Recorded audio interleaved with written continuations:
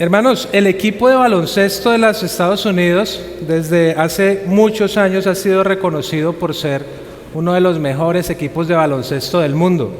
Creo que muchos sabemos eso.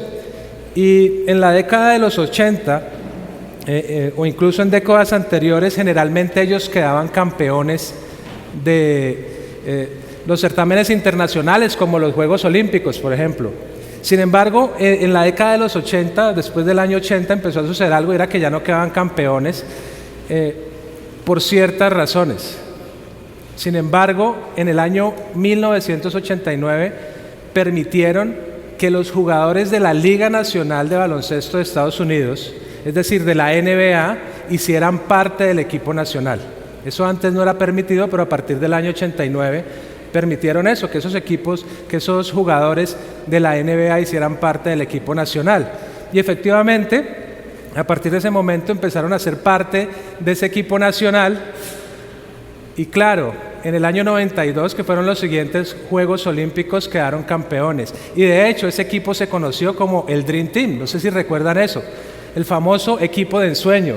Y era reconocido como el Dream Team porque era un equipo con jugadores de ensueño. Eran jugadores fantásticos, tal vez recuerdan algunos como el cartero Malone, como John Stockton, Scottie Pippen. Pero había un nombre que creo que vamos a recordar todos y es Michael Jordan. Michael Jordan era uno de los jugadores que hacía parte de ese equipo.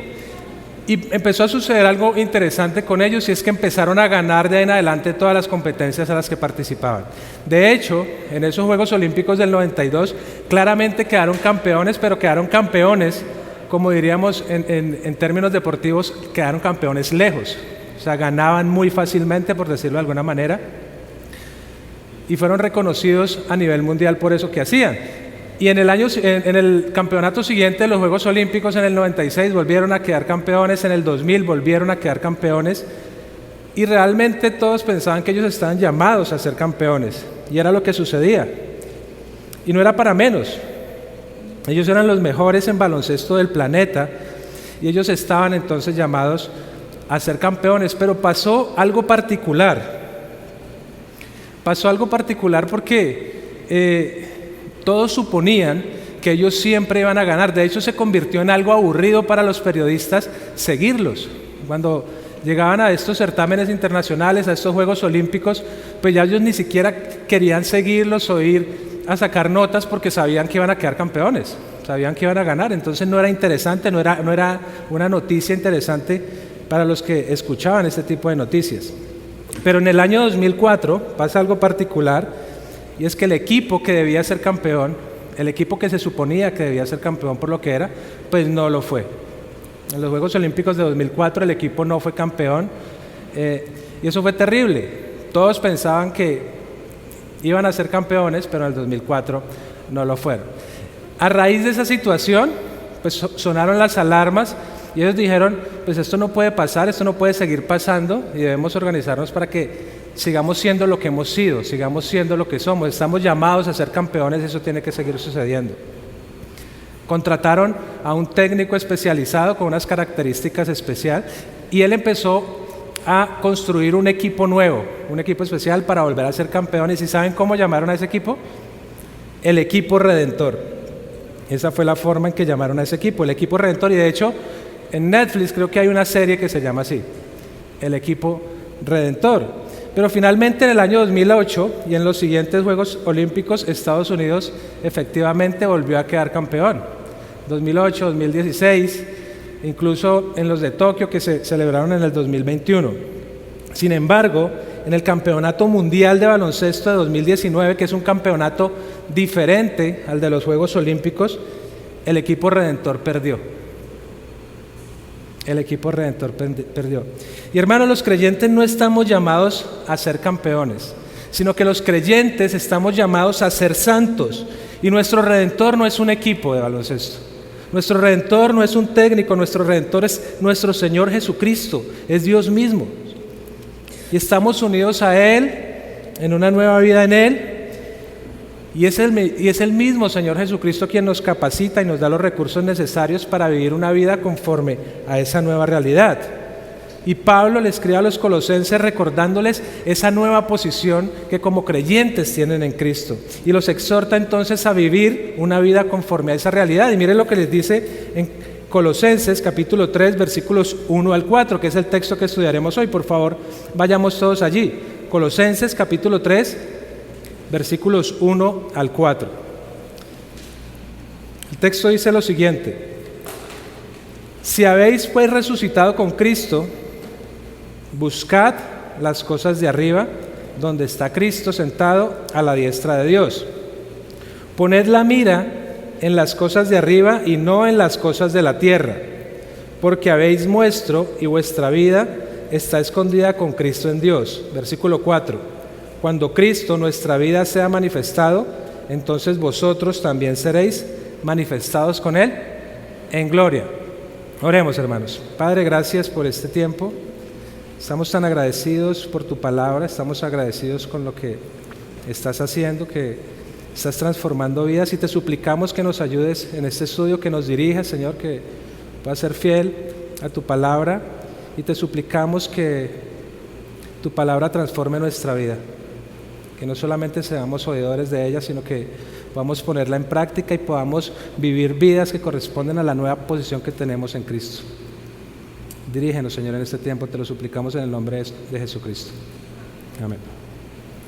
Hablando un poco del contexto, hermanos, recordemos que Pablo le está escribiendo a la iglesia de Colosas. Pablo le está escribiendo a los colosenses y le está escribiendo de una forma particular, y es para combatir las falsas enseñanzas que estaban siendo introducidas allí en esta iglesia.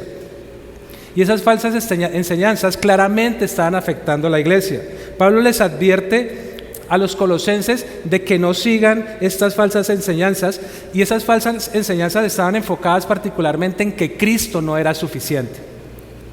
Cristo no era suficiente, era lo que profesaban esos falsos maestros. Ellos estaban diciendo que los colosenses necesitaban algo más, algo adicional, algo más que Cristo en pro de su santificación, que necesitaban algo más para su crecimiento espiritual. Eso era lo que los falsos maestros les estaban diciendo a ellos.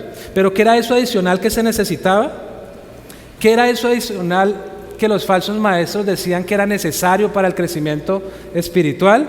Bueno, en primer lugar, lo que ellos decían era que era necesario el legalismo judío. Y eso lo vemos en Colosenses capítulo 2, versículos 16 al 17, donde ellos, según las obras, los harían más espirituales y más santos, por lo que estaban proponiendo que no consumieran algunos alimentos y que no dejaran por ningún motivo de celebrar algunos días santos. Ellos pensaban que por ser obedientes, que por las obras, iban a ser justificados. Ellos aseguraban que Cristo no era suficiente y por lo tanto necesitaban seguir al pie de la letra la ley ceremonial judía. Pero esto no era todo, había algo más. Ellos estaban proponiendo, estos falsos maestros, algo más de Cristo. En segundo lugar, decían que era necesario buscar una relación experiencial y mística con Dios. Y eso lo vemos en Colosenses 2, versículos 18 al 19, donde decían que se debía buscar la verdad en los sentimientos, donde se debía buscar la verdad en la intuición, pero no se debía buscar la verdad en la palabra de Dios. En tercer lugar, estos falsos maestros también aseguraban que era necesario abstenerse de hacer ciertas cosas, que para poder obtener justicia era necesario dejar de hacer muchas cosas o varias cosas para poder crecer espiritualmente. Era necesario, según ellos, como dice Colosenses capítulo 2, versículos 20 al 23, no tocar ciertas cosas. Había cosas que no podían tocar o que no debían tocar, había cosas que no debían probar, incluso había cosas a las que no se debían acercar. Enfáticamente, estos falsos maestros estaban diciendo, hermanos, que Cristo no era suficiente. Que Cristo no era suficiente y que por lo tanto era necesario para la santificación y para el crecimiento espiritual seguir otra cosa, seguir mandamientos de hombres. Pero Pablo le dice a los colosenses que Cristo es suficiente y que en Él están completos. Que cualquier otra cosa fuera de Cristo es inútil. Que cualquier esfuerzo personal es insuficiente. Cristo es suficiente. Y si estamos unidos a Él, hermanos, podemos ser santificados progresivamente. Podremos crecer espiritualmente, podremos ser más parecidos a Él. ¿Y saben qué? No por ningún mérito nuestro, sino por sus méritos y por su sublime gracia. Y es en este contexto que Pablo exhorta a los colosenses a vivir como cristianos. Pablo le está diciendo a los colosenses que ellos han muerto, pero también que han resucitado con Cristo, que ellos están en una nueva posición en Cristo. Y entonces, si son hijos de Dios, si han nacido de nuevo, deben vivir vidas que corresponden a lo que Dios ha hecho en ellos. Y esta verdad no solo es aplicable para los creyentes de Colosas, sino que lo es para todo cristiano. Esta verdad es aplicable para ti y es aplicable para mí. Como creyentes estamos llamados a vivir vidas conforme a esa nueva posición que tenemos en Cristo. Y es por eso que hoy veremos en primer lugar cómo vivir la nueva vida en Cristo. Y en segundo lugar veremos 3 razones para hacerlo. En primer lugar veremos cómo vivir la nueva vida en Cristo. Y en segundo lugar veremos 3 razones para hacerlo. Miremos el primer punto, cómo vivir la nueva vida en Cristo. Y noten algo especial. Miren cómo empieza Pablo ahí en el versículo 1. Pablo dice, si habéis pues resucitado con Cristo. Es lo que está diciendo Pablo ahí. Si habéis pues resucitado con Cristo. Y la palabra así con la que inicia Pablo, allí cuando dice si habéis, esa palabra así, es una conjunción adverbial condicional que expresa una afirmación segura. Lo que está expresando es una afirmación segura. Pablo aquí no está hablando de una posibilidad. Pablo aquí lo que está hablando es de una realidad. Los creyentes han sido resucitados juntamente con Cristo. Recordemos que el apóstol Pablo se está dirigiendo a la iglesia de Colosas. El apóstol Pablo, ¿a quién se está dirigiendo? A creyentes verdaderos, a creyentes genuinos. Y si son creyentes, entonces han resucitado juntamente con Cristo. Y de hecho esto, hermanos, nos hace ir un poco más atrás. Específicamente nos hace ir a los versículos 12 y a los versículos 20 del capítulo 2. Allí Pablo ha mencionado algo similar. Miren lo que dice el capítulo 2, versículo 2, ahí un poco más atrás. Dice, habiendo sido sepultados, es la palabra que está usando, habiendo sido sepultados con Él en el bautismo, en el cual también habéis, y noten, resucitado con Él por la fe en la acción del poder de Dios que le resucitó entre los muertos. Y aquí Pablo está animando a los colosenses en cuanto a su fe en Cristo. Eso es lo que está pasando allí. Les está diciendo que han sido ¿qué? Sepultados con Él. Pero también les está diciendo que han sido resucitados con Él. En el versículo 20 del mismo capítulo 2, ahí más adelante, Pablo les dice ahora que ellos han muerto con Cristo.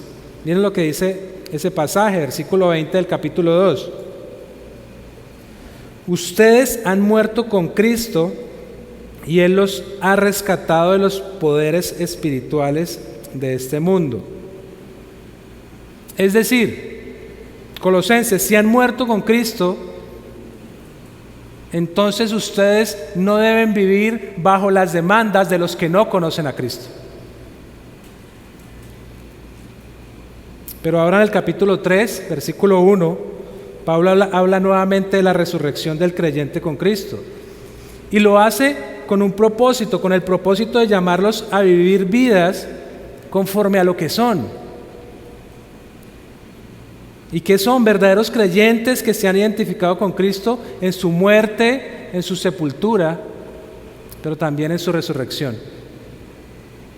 Hermanos, como creyentes, en el momento de nuestra salvación, nos unimos a Cristo. En el momento de nuestra salvación participamos en la muerte, sepultura y resurrección de Cristo. Recordemos que el Señor Jesucristo, siendo Dios, se hizo hombre, vivió una vida perfecta, pagó el precio en la cruz, un precio que tú y yo debíamos pagar. Él murió en la cruz, fue sepultado, pero Él no se quedó allí. Él al tercer día resucitó, y por eso podemos decir con toda seguridad que nuestro Redentor vive. Y es en ese aspecto de nueva vida que los creyentes participamos con Él. Miren lo que dice Romanos 6 del 3 al 4. Romanos 6 del 3 al 4.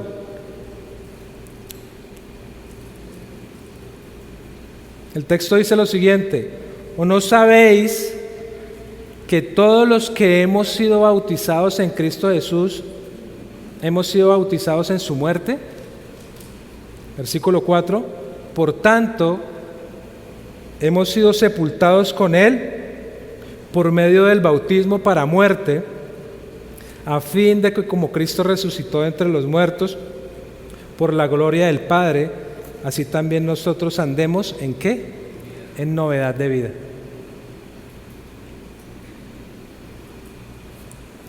El doctor MacArthur al respecto de este pasaje dice lo siguiente, y escuchen: el bautismo al cual se refiere aquí no es el bautismo en agua, sino la inmersión en la muerte y la resurrección del Salvador, mediante su unión con Cristo. ¿Mediante qué? Mediante su unión con Cristo.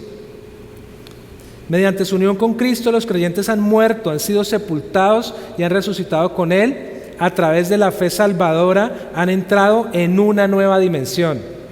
Son poseedores de una vida divina y eterna que no consiste solo en una existencia sin fin, y noten, sino en una calidad de vida celestial que pueden disfrutar gracias al Señor que vive en ellos.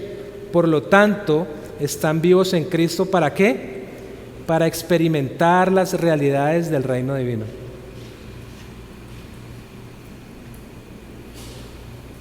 Hermano, si tú eres creyente, has muerto con Cristo.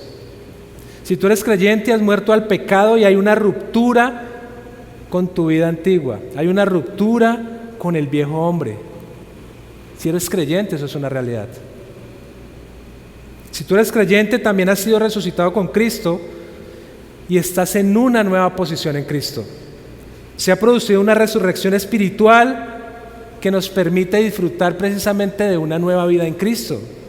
Y aunque vivamos en este mundo, recordemos que no somos de este mundo, no pertenecemos a este mundo. Nuestra ciudadanía está en los cielos y por lo tanto debemos vivir conforme a esa realidad, conforme a la realidad de nuestra ciudadanía. Y aquí surge una pregunta: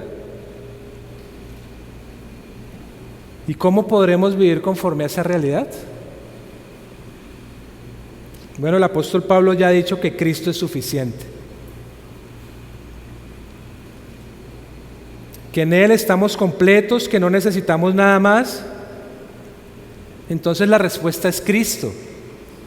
La respuesta es Cristo, hermanos. Es el Señor Jesucristo quien proporciona todos los recursos necesarios para vivir una vida consecuente con nuestra salvación. De hecho, es interesante ver cómo el apóstol Pablo enfatiza la centralidad de Jesucristo en este pasaje que estamos estudiando. En los versículos 1 al 4, en esta sección se repite 5 veces el nombre de Cristo. Y aunque en una ocasión no se repite literalmente la palabra Cristo, pues es evidente que se está refiriendo a Él. En el versículo 1 dice, resucitado con Cristo. Allí mismo en el versículo 1 también dice, ¿dónde está Cristo? En el versículo 3 dice, vuestra vida está escondida con Cristo.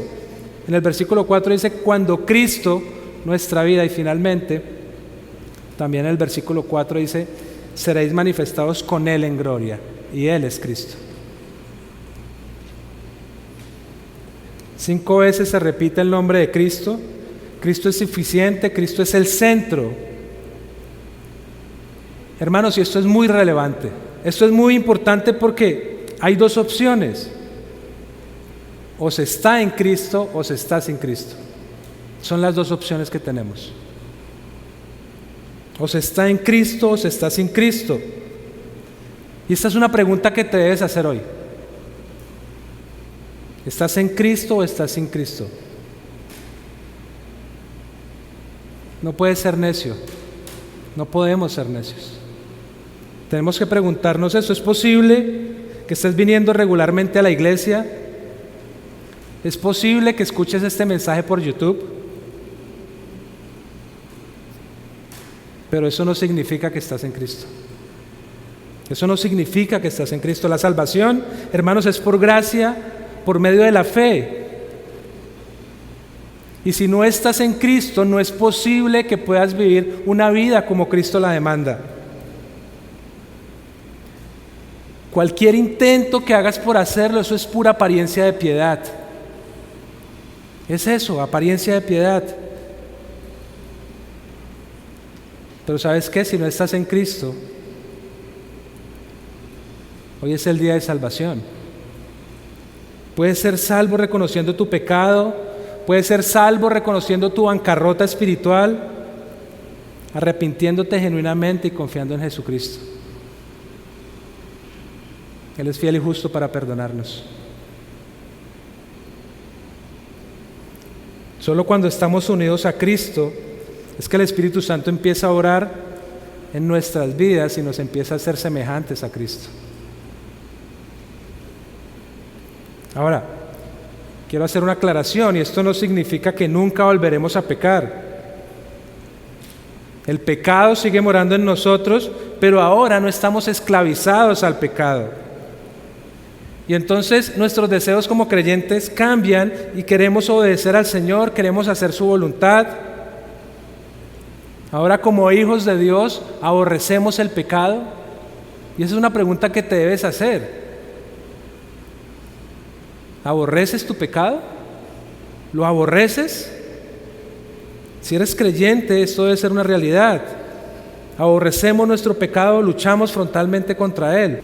Ahora, como hijos de Dios, le amamos y lo que anhelamos es vivir para su gloria. Pablo le está recordando a los colosenses su nueva posición en Cristo. Les está diciendo que si ellos han resucitado con Cristo, lo cual es cierto, entonces deben actuar en consecuencia. Y a continuación les dice cómo hacerlo, les dice cómo deben vivir su nueva vida en Cristo.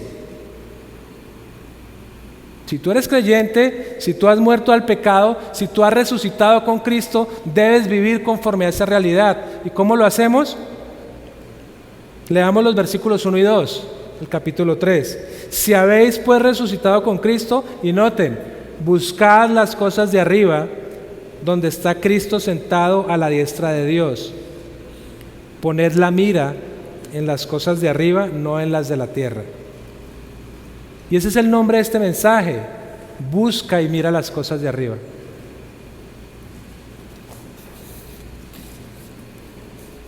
Y es interesante porque Pablo aquí está usando dos imperativos, es decir, está usando dos mandatos que responden la pregunta ¿cómo se debe vivir la nueva vida en Cristo?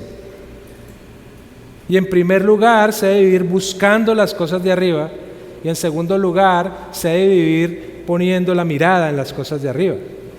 Miremos ese primer mandato: buscad las cosas de arriba. Y el primer imperativo es buscad. Ese es el primer mandato, buscad. Y ese imperativo está en tiempo presente, eso tiene una implicación. Y la implicación es que es continuo. Por lo que se podría traducir como estén buscando constantemente, estén buscando continuamente. No se trata de buscar algo y cuando se haya parar la búsqueda. No se trata de eso, se trata de una búsqueda constante, de un proceso continuo donde siempre habrá tesoros preciosos que encontrar. Siempre habrá tesoros preciosos que buscar y encontrar. Y precisamente hay algo interesante aquí, y es que el énfasis de este mandato no está en la acción de buscar, sino que está en la acción de lo buscado. ¿Y qué es lo que se debe buscar continuamente? Las cosas de arriba. Como creyentes debemos buscar constantemente, continuamente, las cosas de arriba. Aquí surge una pregunta más. ¿Y qué son las cosas de arriba?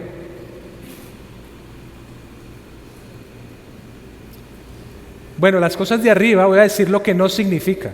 Las cosas de arriba no significa mirar hacia el cielo y empezar a buscar formas en las nubes.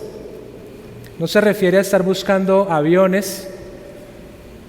No se refiere a estar buscando o pensando en tener un apartamento en lo más alto de un edificio. No, hermanos, buscar las cosas de arriba no se refiere a esto. Las cosas de arriba se refieren en primer lugar a las cosas del cielo, la morada de Dios. Miren lo que dice Juan capítulo 3, versículo 31. Dice, el que procede de arriba está por encima de todos. El que procede ¿de dónde? De arriba. Está por encima de todos. El que es de la tierra, procede de la tierra y habla de la tierra. El que procede del cielo está sobre todos. Hermanos, Cristo mismo procede de arriba. Y Cristo mismo, después de su resurrección, ascendió a los cielos.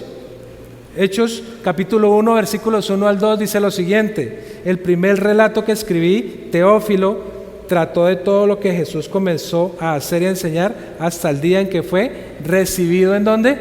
Arriba. Entonces podemos decir que arriba se refiere en primer lugar a la morada de Dios, de donde Cristo vino y a donde Cristo fue después de su resurrección. Buscar las cosas de arriba se refiere a buscar las cosas de Dios. Se refiere a buscar las cosas eternas. Se refiere a procurar amar a Dios con todo nuestro corazón, con toda nuestra alma, con toda nuestra mente. Es pensar y vivir lo que dijo el salmista en el Salmo 73, 25. ¿A quién tengo yo en los cielos sino a ti? Y fuera de ti nada deseo en la tierra. Mi carne y mi corazón pueden desfallecer, pero Dios es la fortaleza de mi corazón y mi porción para siempre. Buscar las cosas de arriba se requiere reconocer el señorío de Cristo y someternos a Él. Es vivir una vida que imita a Cristo en todo, como consecuencia de la obra que Cristo mismo ha hecho en nosotros.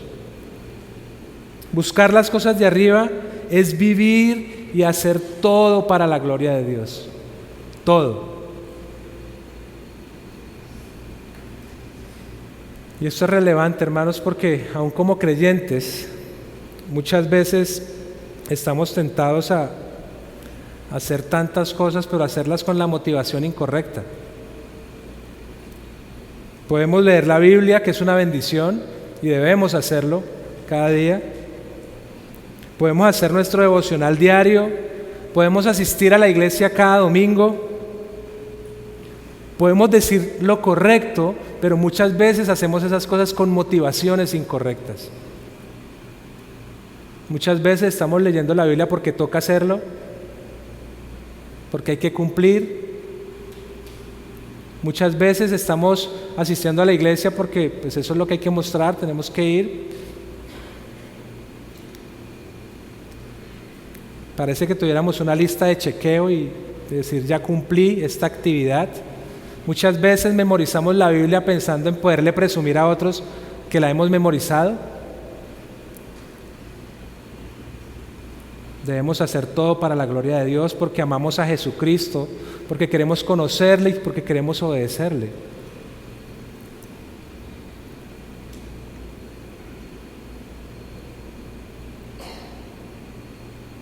Buscar las cosas de arriba es imitar a Cristo y hacer todo con la motivación correcta. Es hacer todo para la gloria de Dios y no solo algunas cosas, hermanos, sino todas las cosas.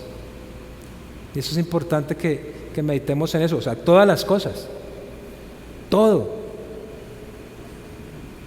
Cómo me visto, cómo me dirijo a los demás, cómo hablo con mis familiares, cómo hablo con mis vecinos, o sea, todas las cosas debemos hacerlas para la gloria de Dios.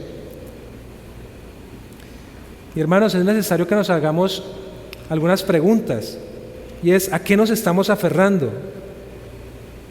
O sea, ¿cuál está siendo nuestra meta? ¿Qué es lo que más te ocupa? ¿Son las cosas de arriba? ¿Estamos buscando las cosas de arriba? ¿O tal vez seguimos empeñados en buscar lo que nos satisface a cualquier costo? Estamos unidos a Cristo y podemos vivir buscando con diligencia y con un corazón rebosante de gozo, porque eso es una realidad. Con alegría buscar las cosas de arriba, porque Cristo mismo nos capacita para hacerlo. Hermanos, y esto es muy importante que lo recordemos. Noten que el versículo 1, después de decir buscad las cosas de arriba, finaliza diciendo donde está Cristo sentado a la diestra de Dios. Cristo resucitó y Cristo ascendió al cielo. Y Cristo ha sido exaltado por Dios, quien tiene una posición de honor. Cristo es quien tiene toda la autoridad y tiene toda la autoridad sobre todo. Y es Cristo quien provee la gracia suficiente para que podamos vivir vidas que le honren. Pero Pablo no solo le dice a los colosenses que busquen las cosas de arriba, sino que miren cómo continúa en el versículo 2. Allí da el segundo mandato y dice: poned la mira en las cosas de arriba, no en las de la tierra. Ese es el segundo mandato: poned la mira en las cosas de arriba. Y de esta forma Pablo está diciendo cómo se deben buscar las cosas de arriba. Y él dice poniendo la mirada en las cosas de arriba. Y algunos podrían pensar o podrían suponer que buscar las cosas de arriba y poner la mirada en las cosas de arriba son sinónimos, que es lo mismo, pero no lo son. Aunque sí son paralelos, no son sinónimos. Poner la mirada en las cosas de arriba o poner la mirada o poner la mira se refiere más a pensar o a estar atento. Y es interesante porque Pablo no usa solamente este verbo aquí en este texto, sino que también lo usa en otros textos. Por ejemplo, miren lo que dice Pablo en Romanos 12:3. Porque en virtud de la gracia que me ha sido dada, digo a cada uno de vosotros que no piense, esa palabra piense es el mismo verbo, más alto, decide lo que debe pensar, la misma palabra, sino que piense la misma palabra, con buen juicio según la medida de fe que Dios ha distribuido a cada uno. Acá Pablo está usando el mismo verbo 3 veces, y en este caso se está refiriendo a que los creyentes deben pensar, deben tener la mente adecuada respecto a ellos mismos y respecto a los dones que el Señor en su gracia les ha dado. Pero miremos ahora Filipenses 2:5. Dice: haya pues en vosotros esta actitud que hubo también en Cristo Jesús. Y el verbo traducido aquí como actitud, la palabra actitud, es el mismo verbo que hemos estado viendo. Esa palabra griega que es froneo. Pero ahora el punto es que la mente de Cristo debe estar en los creyentes. Poner la mira en las cosas de arriba va más allá de solamente pensar en algo, aunque lo incluye. También implica hacerlo, pero implica hacerlo con amor, hacerlo con gozo, hacerlo con un deleite genuino, hermanos.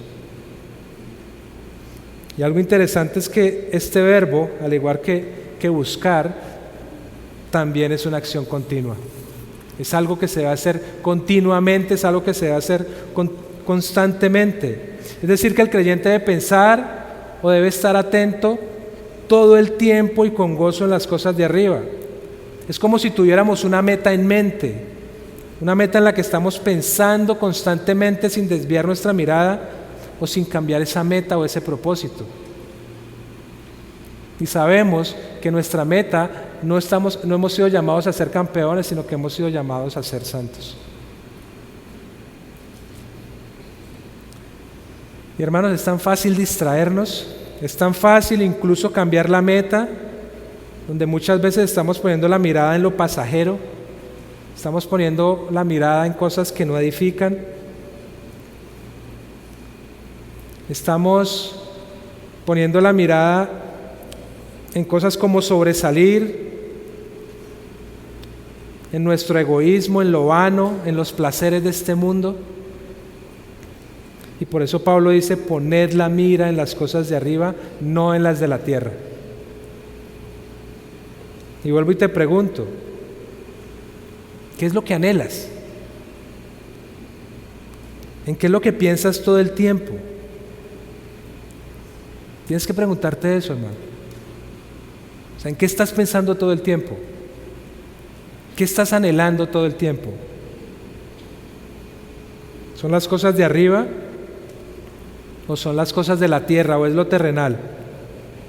Tal vez lo que estás anhelando es tener más dinero, tener más posesiones, tener menos problemas, no estar enfermo, sobresalir,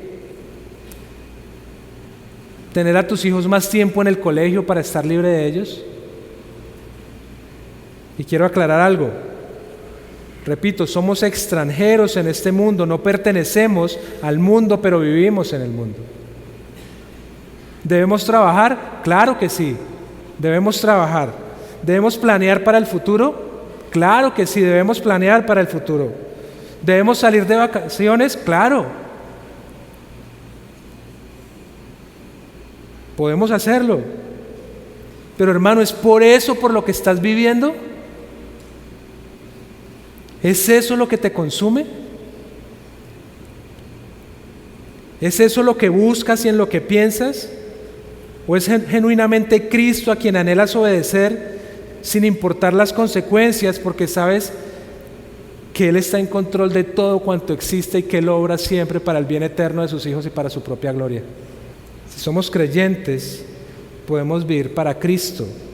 Si hemos nacido de nuevo, podemos vivir buscando y poniendo la mirada en las cosas de arriba. Y la razón es porque estamos unidos a Cristo. Pero también es necesario estar diariamente en la palabra. Es necesario estar diariamente en la palabra, hermano. Es necesario que nuestra mente sea renovada cada día por ella, hasta tal punto que lo que salga de nosotros sea la palabra misma. Déjame preguntarte algo, hermano. ¿Cuánto tiempo estás en la palabra cada día? ¿Cuánto tiempo estás en la palabra cada día? Es una bendición que los que están haciendo Semdex están viendo ahora el panorama o el Antiguo Testamento, que es la materia que están viendo ahora. Y una de las tareas es leer todo el Antiguo Testamento, y creo que han tenido que hacerlo en 2 meses. Hermanos, eso es un regalo del Señor. Eso es un regalo del Señor, poder estar en la palabra todos los días con la motivación adecuada. Tiene que ser un deleite poder leer su palabra, poder ver lo que el Señor demanda de nosotros. Tenemos que estar en la palabra diariamente. Esto solo es posible si realmente estamos deseando la palabra, si la estamos leyendo, si estamos meditando en ella.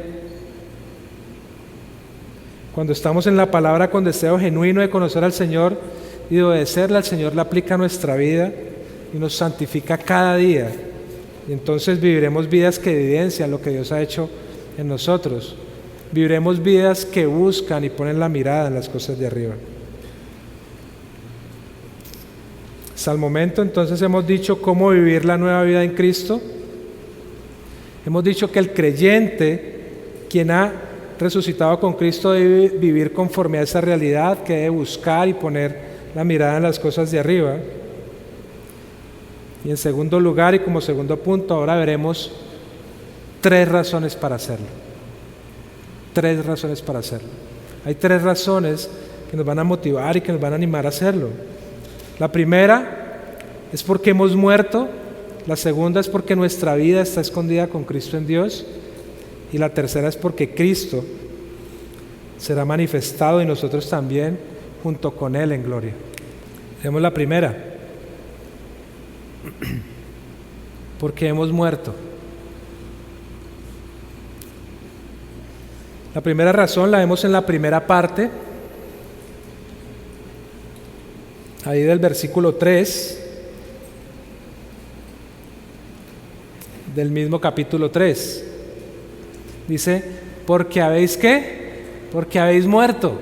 Es lo que dice el texto ahí, porque habéis muerto. Así Pablo empieza, porque habéis muerto. Y esa es la razón fundamental por la que el creyente puede buscar y poner su mirada en las cosas de arriba. El creyente en el momento de su salvación es una nueva criatura y muere a su vieja naturaleza y al mundo gobernado por el pecado.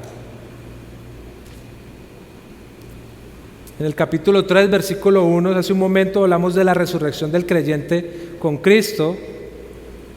Y para que esto suceda, para que haya una resurrección, ¿qué tuvo que haber pasado? Tuvo que haber una muerte previamente. El creyente tuvo que haber muerto previamente con Cristo. Y como ya hemos explicado, el creyente está unido con Cristo en su muerte, pero también lo está en su resurrección. Pero en sí, ¿qué significa que el creyente ha muerto? Un comentarista lo define de la siguiente manera: el sentido en el que se afirma que el creyente muere es en el sentido del pago que debía hacerse como castigo por el pecado.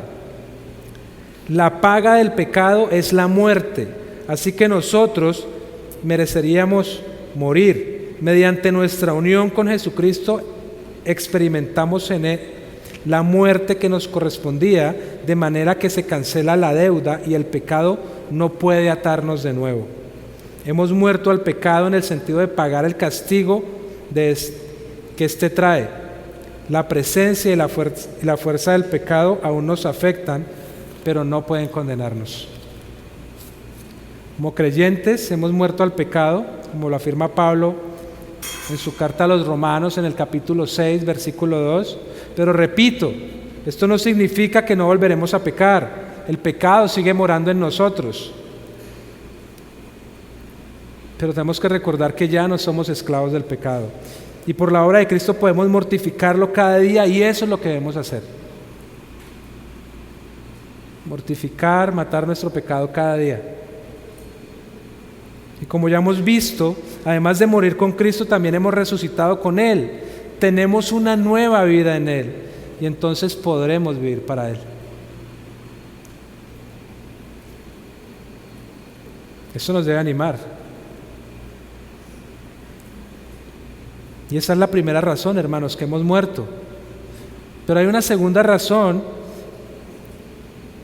y está ahí a continuación, en la parte final del mismo versículo 3, dice: vuestra vida está escondida con Cristo en Dios. Porque nuestra vida está escondida con Cristo en Dios. ¿Y esto qué significa? Bueno, recordemos que el creyente tiene una nueva vida en Cristo. Y tiene una nueva vida en Cristo a tal punto que ya no vive para sí mismo, sino que vive para Él. Gálatas 2:20. Hermanos, y esto es una bendición, esto es una realidad y es una bendición. Porque es una vida con nuevos deseos, es una vida en la que estamos buscando constantemente hacer la voluntad de Dios, deseando amar cada día más a Jesucristo, deseando crecer cada día más en santidad. Y algo interesante es que, aunque esto debe ser evidente en la vida práctica de todo creyente, o sea, vivir una vida conforme al Evangelio debe ser evidente, debe ser una realidad en nuestra vida. Pero la realidad es que esta vida está escondida en el sentido de que el mundo no la entenderá. Y también quiero hacer una aclaración. Aquí no estamos diciendo, ni el texto está diciendo, que tú no te comportes como creyente. Hay muchos que dicen que son creyentes, pero su vida muestra otra realidad. Hay muchos que cuando alguien escucha que es creyente o que es cristiano, dice: ¿cómo así? O sea, se sorprenden. Si somos creyentes, lo que debemos mostrar es a Cristo. Lo que estoy diciendo es que esta vida está escondida, como dije, en el sentido de que el mundo no lo entenderá. Pablo dice en 1 Corintios 2:14 que el hombre natural no acepta las cosas del Espíritu porque para él son necedad y no las puede entender porque se discierne espiritualmente. El mundo no puede entender lo que el Espíritu Santo está produciendo y está haciendo en el creyente. Y aunque lo vean, no lo van a interpretar de la manera adecuada, lo van a interpretar basados en sus propias ideas orgullosas del moralismo y de autojusticia. Pero además esta vida del creyente está escondida en Cristo, en Dios, en el sentido de la seguridad. Eso es tan hermoso, en el sentido de que esta nueva vida nunca se perderá. Al respecto de este pasaje, el doctor Robertson comentó lo siguiente: así que aquí estamos en Cristo, quien está en Dios, y ningún ladrón, ni el mismo Satanás puede separarnos del amor de Dios en Cristo Jesús. Nuestra vida está escondida en Cristo y en Él está segura. El Señor Jesucristo dijo en Juan 10:28, hablando de sus ovejas, hablando de los creyentes, que Él les da la vida eterna y jamás perecerán y nadie las arrebatará de su mano. Hermanos, ni la muerte, ni la vida, ni los ángeles, ni principados, ni lo presente, ni lo porvenir, ni los poderes, ni lo alto, ni lo profundo, ni ninguna otra cosa creada nos podrá separar del amor de Dios que es en Cristo Jesús. Es Romanos 8:38. Y esto nos debe animar cada día, nos debe animar a buscar y a poner la mirada en las cosas de arriba.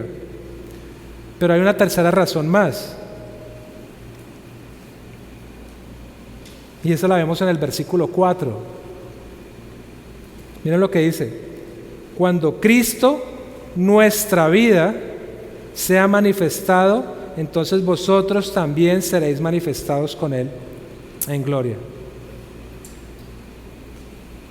La tercera razón es porque Cristo será manifestado y nosotros también junto con Él en gloria.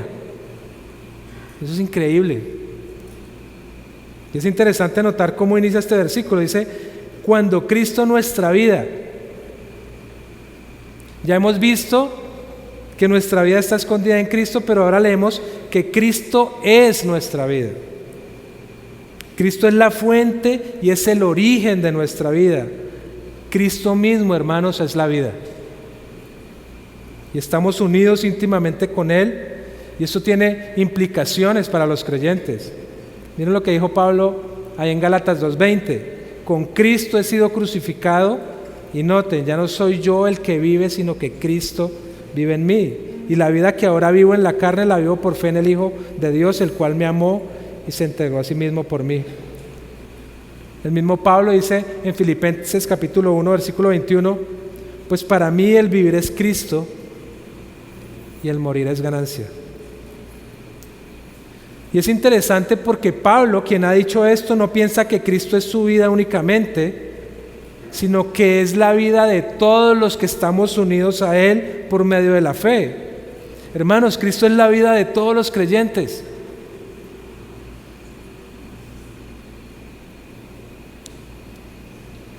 Ahora, acá debemos hacer una aclaración, y esto es importante. Esto no significa que Cristo y los creyentes sean lo mismo, de ninguna manera. No significa que Cristo y los creyentes estén en el mismo rango. No significa que Cristo y los creyentes sean de la misma esencia. Él es Dios, Él es la segunda persona de la Trinidad, Él es el Creador y nosotros somos las criaturas. Pero por su obra podemos llegar a ser partícipes de su naturaleza, como lo afirma 2 de Pedro 1:4. Pero el texto continúa, volviendo ahí al versículo 4 del capítulo 3, y dice, cuando Cristo nuestra vida sea que sea manifestado, entonces vosotros también seréis manifestados con Él en gloria. Y esto es muy interesante porque Pablo aquí se está refiriendo a la gloriosa manifestación de Cristo en su segunda venida. Y aunque nuestra vida está escondida con Cristo en Dios, esto será diferente en el futuro, precisamente en la segunda venida de Jesucristo, cuando Él sea manifestado, nosotros también lo seremos con Él en gloria. Pablo dice en su carta a Tito, en el capítulo 2, versículo 11, que la gracia de Dios se ha manifestado, y lo está diciendo refiriéndose a la primera venida de Cristo, la cual se caracterizó por la salvación y por la gracia. Pero luego en el versículo 13, allí mismo en Tito 2, habla de la manifestación de la gloria de nuestro gran Dios, refiriéndose precisamente a la segunda venida de Cristo, la cual se caracteriza por la gloria. Cristo será manifestado en gloria y todo aquel que lo despreció, todo aquel que despreció a Cristo, sabrá que Él es el Señor y que basaron su vida en principios equivocados. Eso es terrible, hermanos. Carson dice, el Cristo que ahora es despreciado o rechazado por el mundo será revelado en un fulgor de gloria en el cual se pondrá de manifiesto el pleno resplandor de su ser divino. ¿Y saben qué, hermanos? No solamente será manifestado Cristo, sino también los creyentes con Él en gloria, quienes serán revelados al mundo.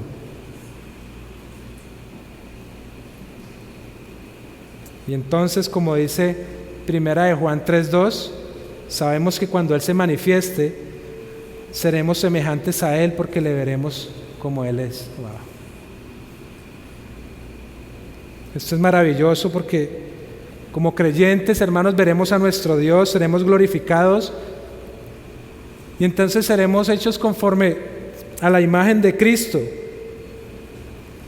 Y como dice Pablo en Romanos 8:18, los sufrimientos de este tiempo presente no son dignos de ser comparados con la gloria que nos ha de ser revelada. ¡Qué hermoso! Como creyentes, no solamente disfrutaremos de la gloria, sino que también participaremos en ella. Seremos glorificados con Cristo y conformados a su imagen, seremos santificados completamente. Y saben que, hermanos, ya no habrá más pecado en nosotros, seremos irreprensibles, ya no habrá más llanto, no habrá más muerte, no habrá más dolor. Y esto nos debe animar a buscar y a poner la mirada en las cosas de arriba. Vivimos en el mundo sin ser del mundo. Vivimos en medio de dificultades, vivimos en medio de tentaciones cada día, pero conocemos que Jesucristo es suficiente, conocemos que en Él estamos completos y que no necesitamos nada más. No necesitamos nada más. Esa debe ser nuestra meta, vivir nuestras vidas centrados en Cristo.